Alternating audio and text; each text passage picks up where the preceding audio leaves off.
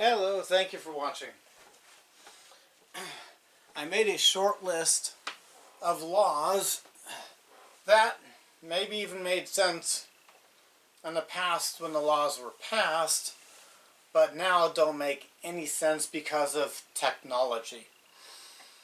First one is assigning paternity based on who's married to the woman who gave birth to a child.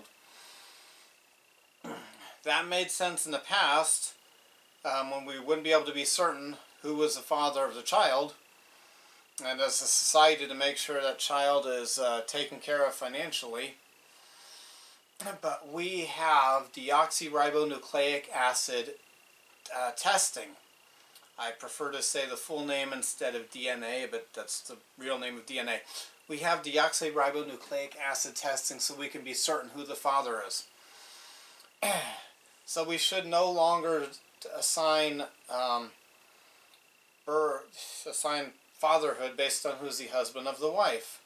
What if the wife's going to be honest and confess to having an affair and wants they're on their way to divorce, and we know the father is not the husband, then why should we have a lie on the birth certificate? This also matters because it's unjust to make somebody pay child support payments to somebody else's child. Alright, second one. The 1968 Gun Control Act in the United States of America banned sales of firearms across state lines, or at least required a licensed gun seller, somebody with a federal firearms license, to be part of the process if a gun goes across state lines. And especially handgun sales. Back then in 1968, we did not have the NCIC instant background check system we have now. We did not have computers all over the place like we have now. So it made sense to, hopefully, people at a gun store would know who the local thugs were and not sell a gun to them. But now, with all of our technology, that law is outdated because the thugs who are not allowed to have guns, they should be in the NCIS system. They should be there so that they are caught and they won't get guns. If, aside from the black market ways, but when we're talking about guns banned and gun laws, there's no gun law that's going to end the black market or dry up the black market.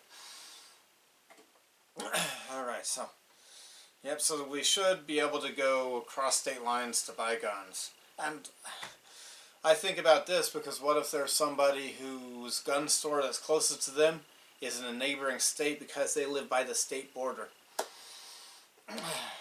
That person should be able to go to the closest gun store. Alright, law number 3, the last of this list, birthright citizenship. 100 and something years ago, people had to save a whole life. It was like a lifetime savings of a poor person to buy a passage on a ship to get across the ocean.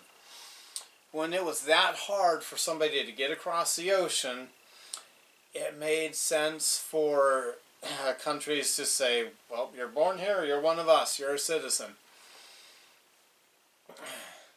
But now, technology makes it cheaper, easier, and quicker for people to get across the ocean. And we're talking about a few hours to get across the deserts. Deserts, a desert a couple hundred miles long 300 years ago was a prohibitive barrier, an extremely difficult barrier. Now, with modern technology, you can drive across that desert in a day. Alright, so when it was extremely hard for people to get around the world, if somebody got somewhere, they were there. You were kind of stuck with them. There was a limit to how many people would come under those circumstances.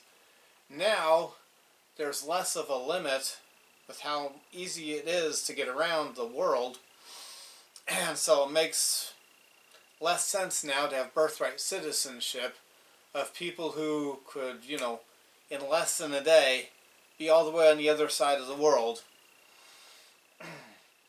Alright, thank you for watching. You have a good day.